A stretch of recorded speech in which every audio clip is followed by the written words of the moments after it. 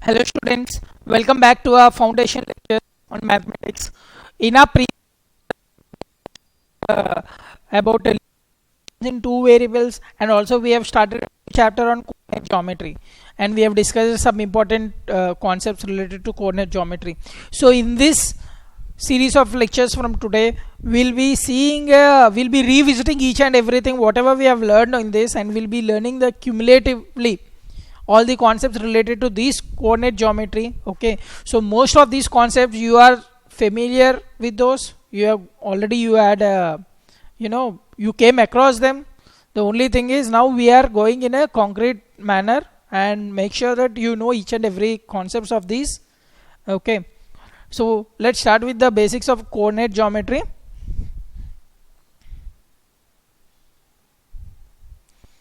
And especially coordinate geometry here, how this helps us is especially the gradients. Okay, negative gradients. What does it mean by negative gradient? What does it mean by positive gradient? We have already discussed this again in linear equations. What is meant by rate of change when it is positive, when it is negative, isn't it? So we'll be discussing more about this. So how and what? So in this chapter what we'll be learning is we'll try to understand what is the distance between 2 points. Again, we have discussed this in the previous class, the derivation as well. Okay, and then the midpoint of an interval. What is meant by the midpoint of an interval? What is meant by the gradient of a line? And then this is most important thing. I think you are familiar with this, but still, how to graph straight lines. Okay, and then the gradient intercept form of a straight line, that is a slope. Okay, we have discussed this as well. And then what does this gradient intercept form or the slope intercept form tells us? The equation of a straight line given a point, that is a y-intercept, and the slope. And then also we'll be learning about the equation of the straight line given 2 points, that is the 2-point form. We have discussed when, say, suppose you are given 2 points x1 y1 and x2 y2, how do you find the equation of the straight line? And then something new what you will be learning is about parallel and perpendicular lines. We haven't discussed about this yet, so we'll be learning what are parallel and perpendicular lines, and how do you identify them using the coordinate geometry, and then graphing inequalities on the number plane. Okay, so this is again another important thing you will be learning in this series of lectures. Okay students, so let's start with the first content. So by the end of this chapter you should be knowing that how to find the distance between 2 points and find the midpoint of an interval, find the gradient of an interval. Already you know this. Okay, and how to find the gradient you will be knowing, and then how to graph straight lines on the Cartesian plane, and then you need to use the gradient intercept form of a straight line, how to use it. And also you will be learning how to find the equation of the straight line when you are given a point and the gradient or 2 points form. Okay, that is a slope intercept form or the 2-point form of a straight line. So you need to know how to write the equation of the straight line, and you will be learning the skills of how to identify lines which are parallel and which are perpendicular algebraically by looking at the equations. And then the most important thing, how to graph linear inequalities. Linear inequalities, this is very important topic. If you are thorough with this graphing of linear inequalities, and if you are good at analysis, okay, you could make a career out of itself. So important is this graphing linear inequalities. Okay, so let's start with the first content. See, first of all, this coordinate geometry, how it has started. It is all because of this great French mathematician Descartes. We'll call this as Descartes. S silent. Descartes. He is the one who has first introduced the number plane. He realized that using two sets of line to form a square grid allowed the position of a point in the plane to be recorded using a pair of numbers or coordinates. As you are familiar with the rectangular plane, right? Cartesian plane. So you could you could refer any point using its coordinates, and those coordinates are measured with reference to these axes, isn't it? So in a similar way, what he has observed is actually by considering a set of axes, okay, so you could refer any point using those axes as the reference, like the way we are considering two axes in the rectangular plane, and we are referring this as origin, and we could refer any point on the plane, right, as x comma y, where x is the distance measured from the y axis and y is the distance measured from the x axis, isn't it? So this is the observation which is given birth from the Descartes thought. So coordinate geometry is a powerful mathematical technique that allows algebra to be used in the solution of geometrical problem. Okay, so because of this way of observation, like referring a point by a set of numbers, okay, so because of this observation here, any geometrical problem we could convert it into an algebraical problem. Okay, and we are familiar with some tools like algebra, right? Linear equation, linear polynomial, or quadratic polynomial. So most of those things, so it would helps us analyze, get some useful insights.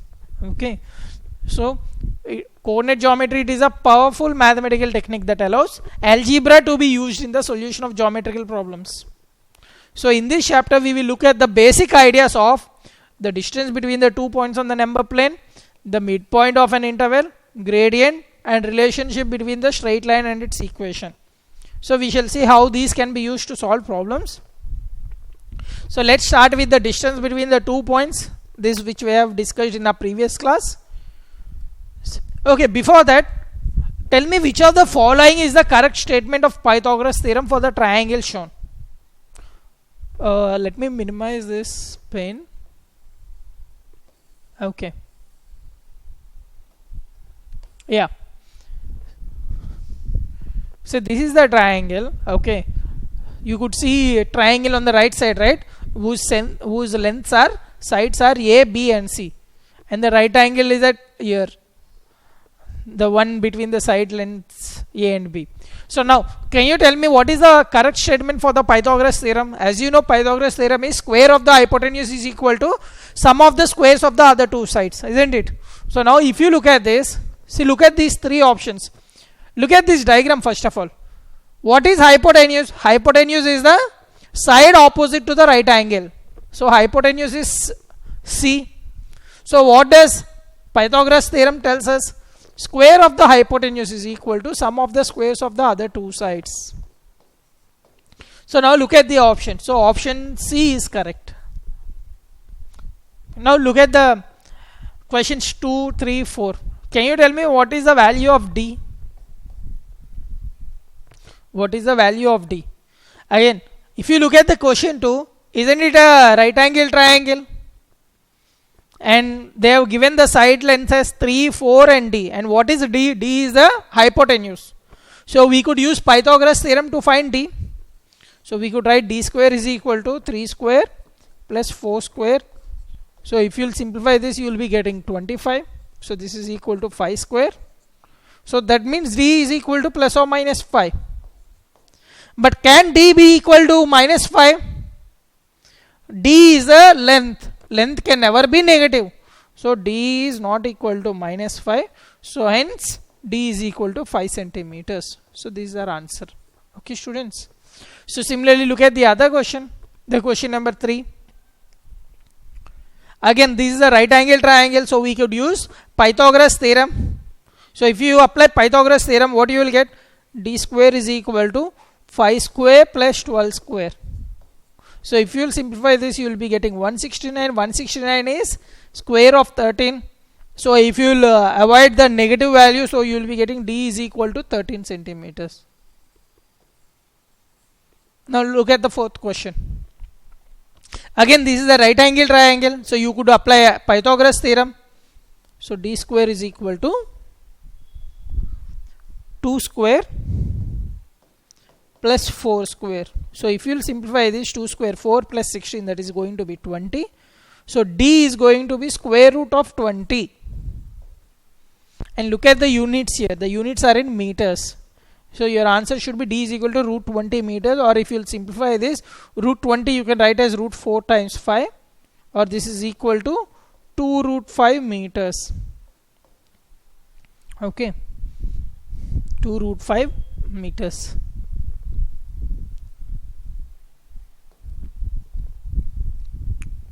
Now look at this question. Look at the number line and can you tell me what is the distance between A and B, point A and B? You know how to traverse between on the number line, right, from one point to another point. This is the basic question. So you could clearly see that the distance between the A and B is 4 units. Now look at the sixth one. Again, what is the distance between A and B? Here the distance you will calculate the final coordinate minus the initial coordinate. So it should be 2 minus of minus 1, that is 3 units, isn't it? These are very elementary things which I am discussing.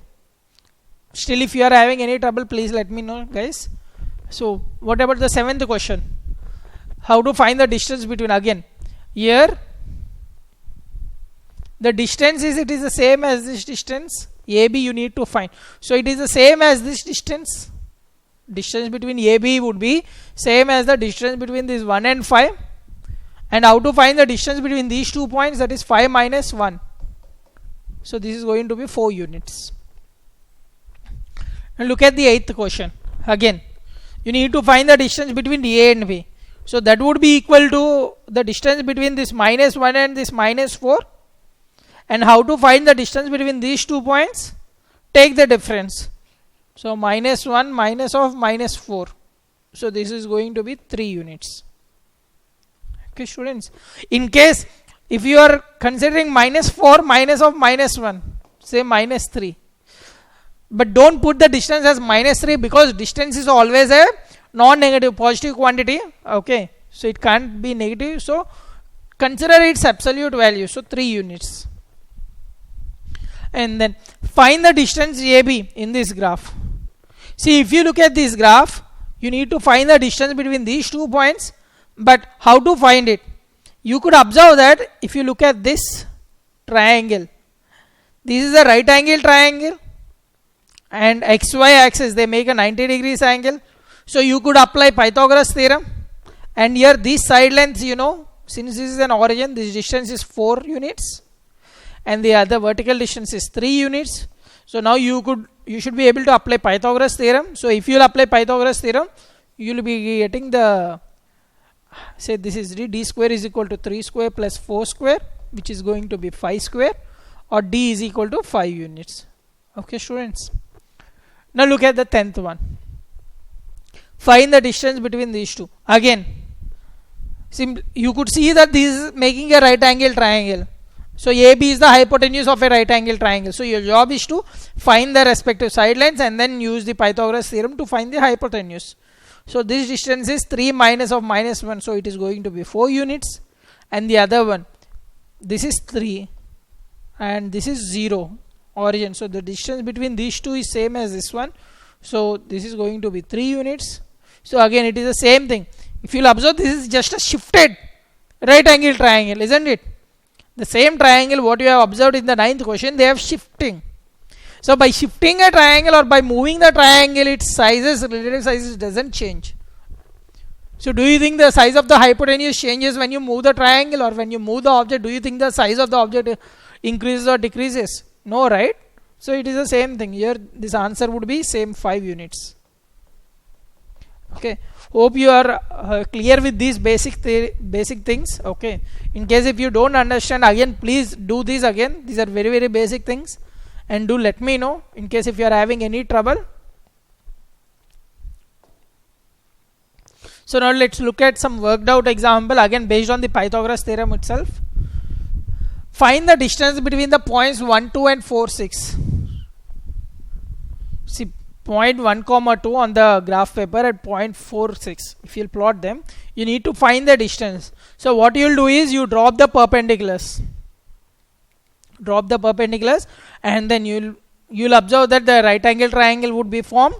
This distance is going to be 4 units because the coordinates of C are going to be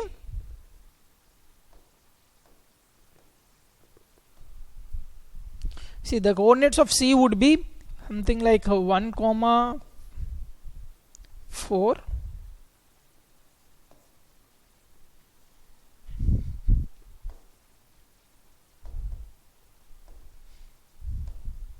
The coordinates of C.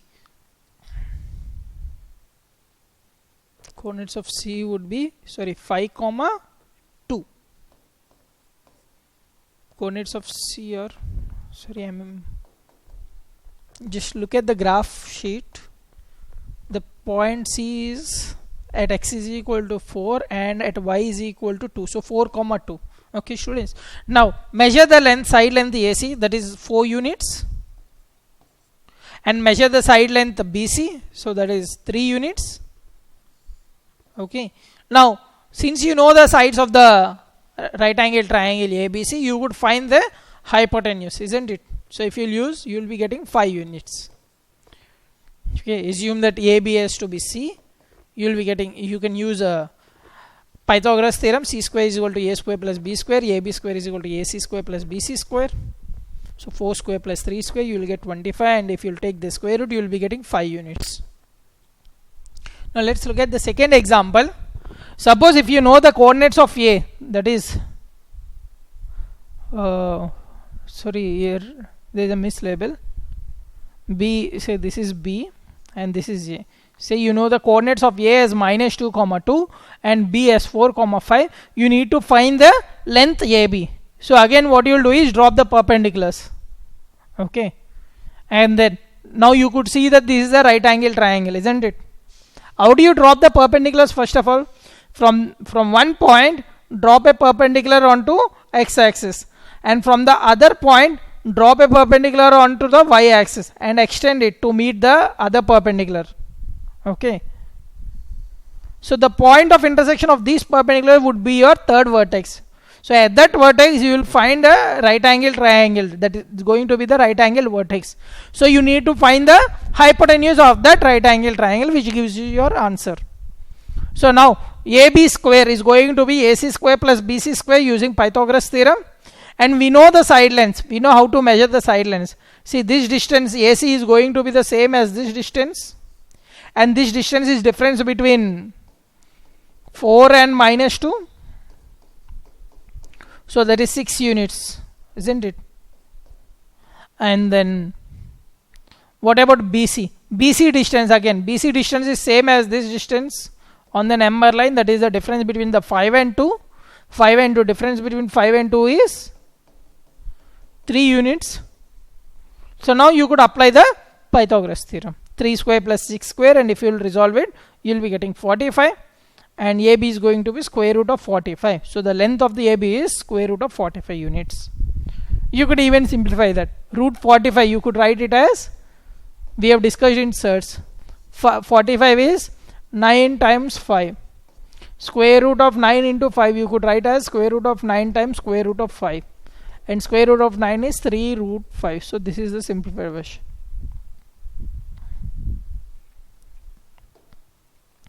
So by drawing a right angle triangle, we can use Pythagoras theorem to find the distance between any 2 points, isn't it? So if you are given 2 points on a plane, so how do you find the distance between those 2 points? Means we are constructing a right angle triangle. So in that process, this distance between the 2 points is turning out to be the hypotenuse of the right angle triangle.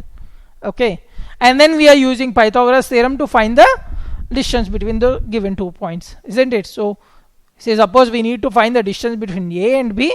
What we are doing? We are constructing the right angle triangle by dropping the perpendiculars, and we are extending both the perpendiculars to meet at a common right angle vertex. Okay, and then we are applying Pythagoras theorem. So we will be getting AB square is equal to AC square plus BC square. Okay students, so hope you have understood this idea of finding the distance. So let's look at the derivation of the distance formula, which we have discussed in our previous lecture. A formula for finding the distance between 2 points. Say if you are given A x1 y1 and B x2 y2, okay, the distance can be found using the Pythagoras theorem. So we wish to find the length of the interval AB.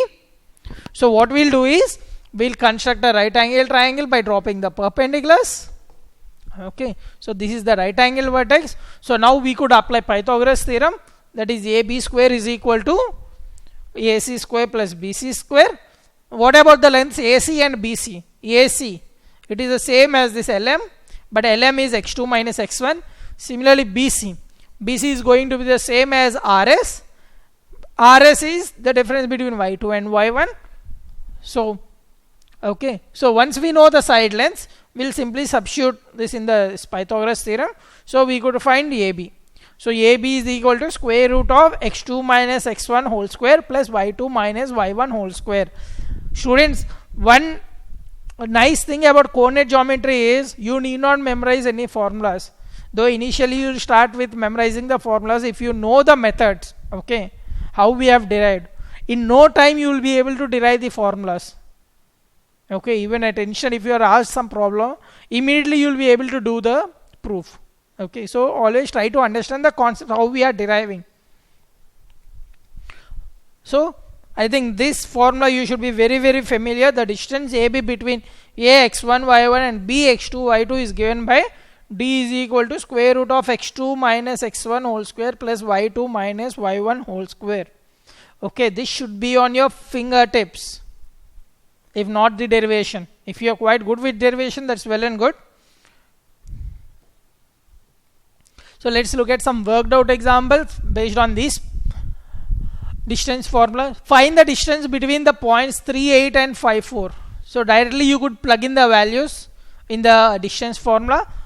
Distance is given by square root of x2 minus x1 whole square plus y2 minus y1 whole square. Here you know the coordinates are x1 y1 are 3, 8 and x2 y2 are 5, 4. Okay, just plug in those values. So you will be getting distance as square root of 20.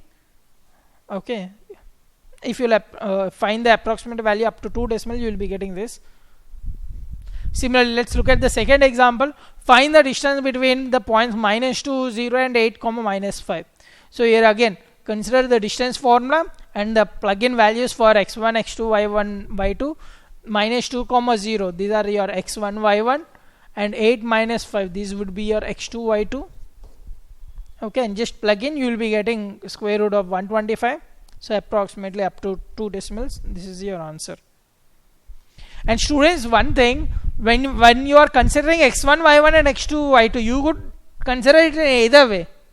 Okay, you could take x1, y1 as 5, 4 and x2, y2 as 3, 8. Okay, still it would give you the same distance. Why? Because when you are saying the distance from this point A to B, distance from A to B or distance from B to A, both are the same, isn't it? In either direction you traverse, still the distance is the same because the both endpoints are the same. Okay. So now let's look at what is meant by midpoint of an interval. See, try to do these basics questions. What is 4 plus 10 by 2? That is 14 by 2, that is 7. What is minus 2 plus 4 by 2? That is 2 by 2, that is 1.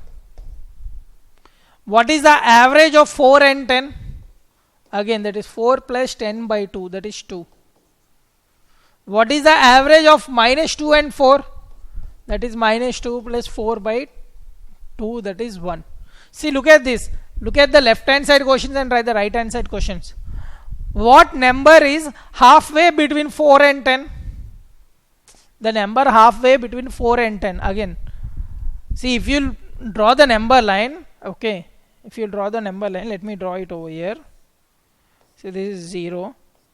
So I am drawing the vertical axis, okay. 1, 2, 3, 4.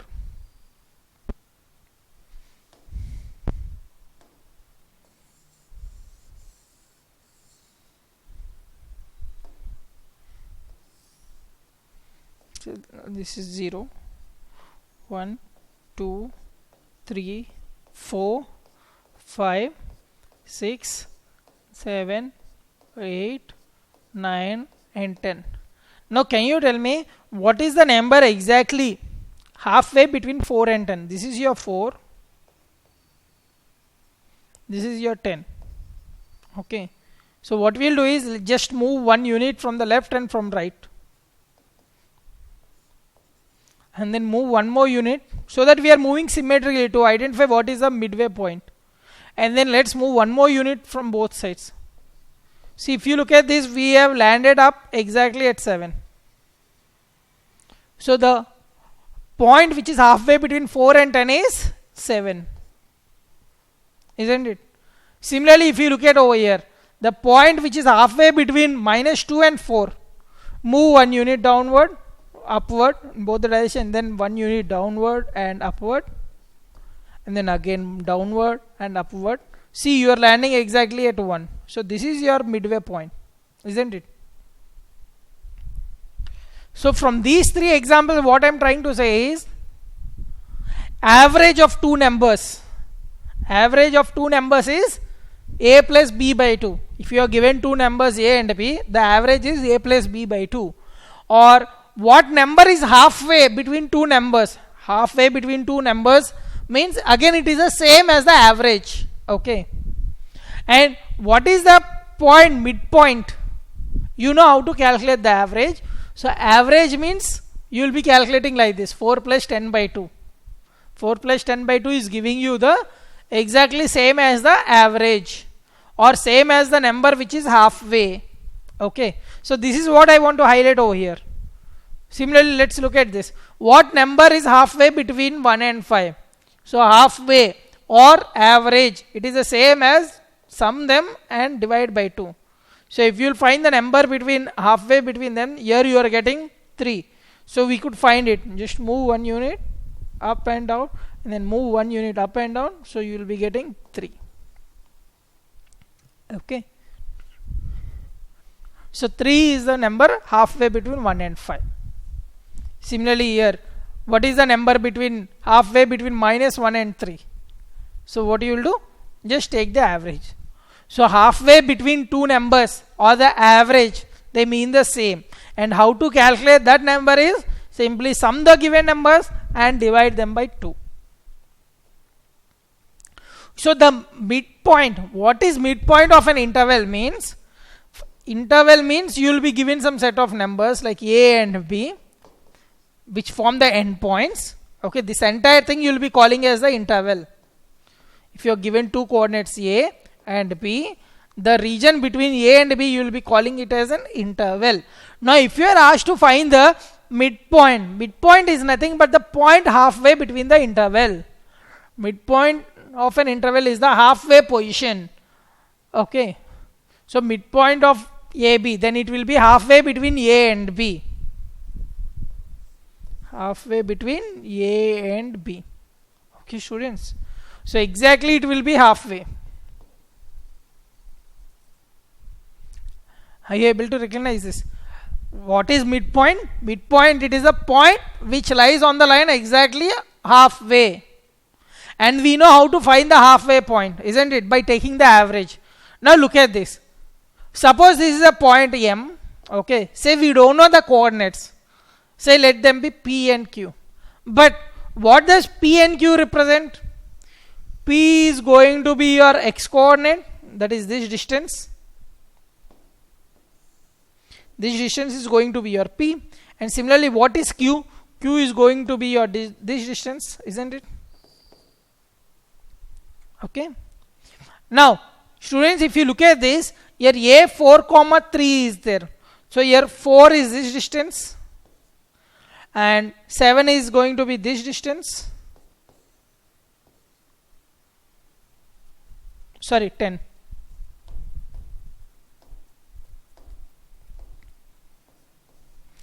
Is going to be this distance.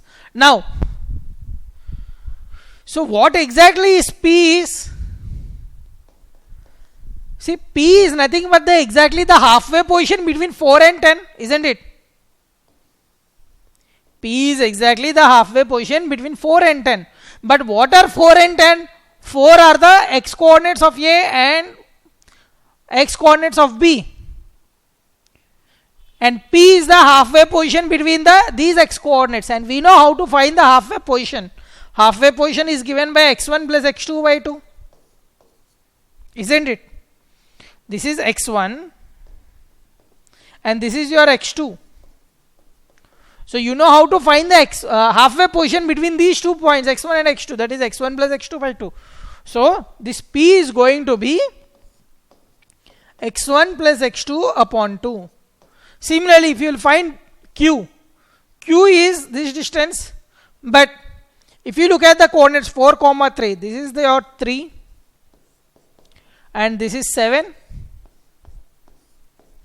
And what exactly is Q? Q is nothing but the halfway position between 3 and 7.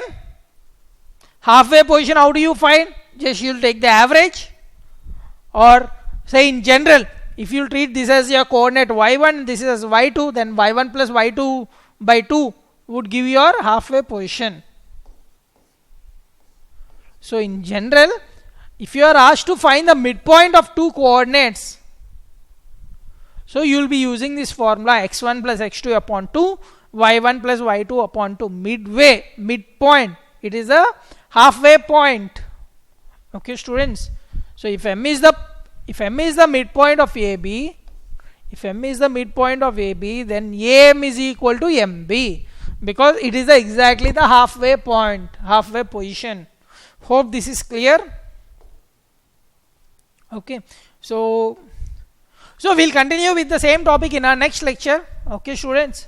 So just think on this, how we have derived this. What is midpoint? Midpoint is nothing but the halfway position. Okay, students. Thank you.